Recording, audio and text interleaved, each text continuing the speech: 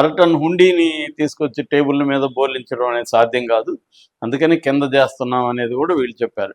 ఇదంతా కూడా మీరు ఇవాళ టెక్నాలజీ డెవలప్ అయింది, దీన్ని మీరు అసలు కన్సిడర్ చేసి దాని మీద ఎక్స్పర్ట్ల అభిప్రాయం తీసుకొని దీన్ని ఎలా చేయాలనేది ప్లాన్ చేయకుండా మీరు అవుట్ రైట్ గా సాధ్యం కాదని ఇట్లా చెప్పేస్తున్నారు కోర్టు చెప్తే కూడా అనేది court governor Ramakrishna Prasad justice ఆయన తీవ్ర ఆగ్రహం వ్యక్తం చేస్తున్నాడని చెప్తున్నారు.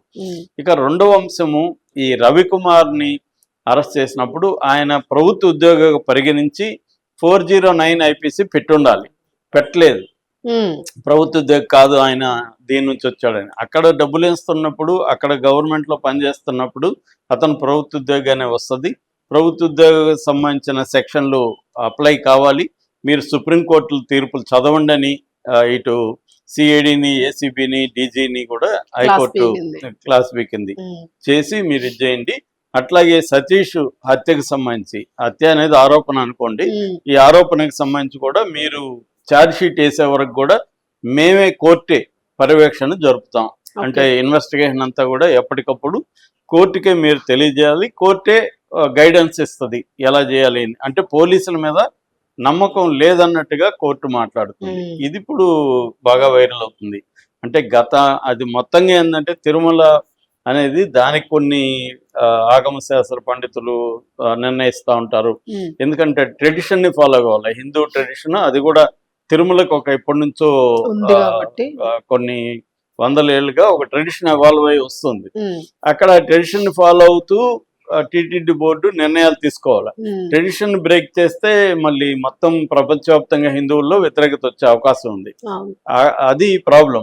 కానీ ఇదేంటంటే పరకామని కూడా ట్రెడిషనల్ గా వస్తుంది, కానీ ఇప్పుడు మోడర్న్ ఎక్విప్మెంట్ ఇవన్నీ వచ్చిన తర్వాత అనేక మార్పులు జరుగుతున్నాయి. ట్రెడిషన్ అనేది కూడా ఎప్పుడు పర్మనెంట్ గా అట్లాగే ఉండదు కదా, మారుతా ఉంటుంది.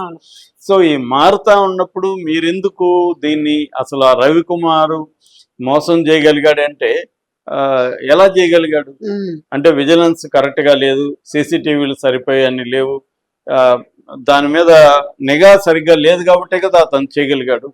సో దానికోసం నిఘా పెట్టండి. అట్లాగే భక్తులకు కూడా, భక్తుల్ని ఏం చేయడానికి, భక్తుల్ని ఎక్కువ మందిని అలో చేయండి. భక్తులు అంటే రోజు మారుతూ ఉంటారు, ఒకటే రాడు కాబట్టి అతను దొంగిలించుకోవడానికి కష్టం. ఫస్ట్ టైం వచ్చి ఎత్తుకుపోలేడు కదా, అతను స్టడీ చేయాలి, కెమెరాలు ఎక్కడున్నాయి, ఏమేమి చేయి, ఇవన్నీ ప్లాన్ రెగ్యులర్ ఉద్యోగులే చేయగలరు.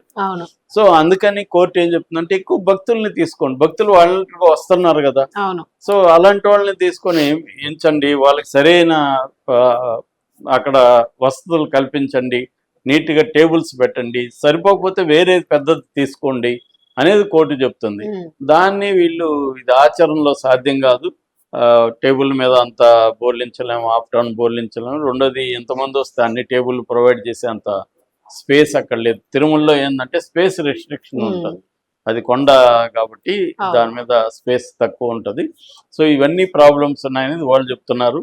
మరి కోర్టు అయితే సీరియస్ గా ఇది చేసింది, మరి ఆగ్రహం వ్యక్తం చేసింది. ఏం జరుగుతుంది అనేది చూడాలి, ఇది ఒకటి. రెండోది సతీష్ కుమార్ది మర్డర్ అనేది ప్రూవ్ చేయడం కూడా అంత ఈజీ కాదు. ఎందుకంటే అతన్ని ఎవరు దోశారు, అక్కడ ఏమి సీసీటీవీ కెమెరాలు కానీ ఏమి లేవు.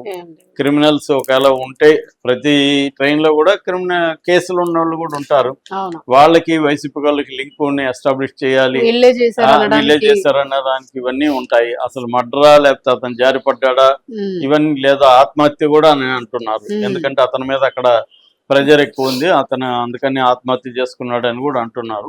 సో దీన్ని ప్రూవ్ చేయడం కూడా అంత ఈజీగా అయితే కనబడలేదు. సో మెల్లమెల్లగా ఏదో ఒక చిన్న కేసుగా స్టార్ట్ అయిన పరకామని మెల్లమెల్లగా ఇప్పుడు కోర్టులో పరిధిలోకి వెళ్ళి అది కొంత కాంప్లెక్స్ గా మారింది, పర్సనల్ గా తీసుకున్నట్టుగా కోర్టు కూడా తెలుస్తుంది.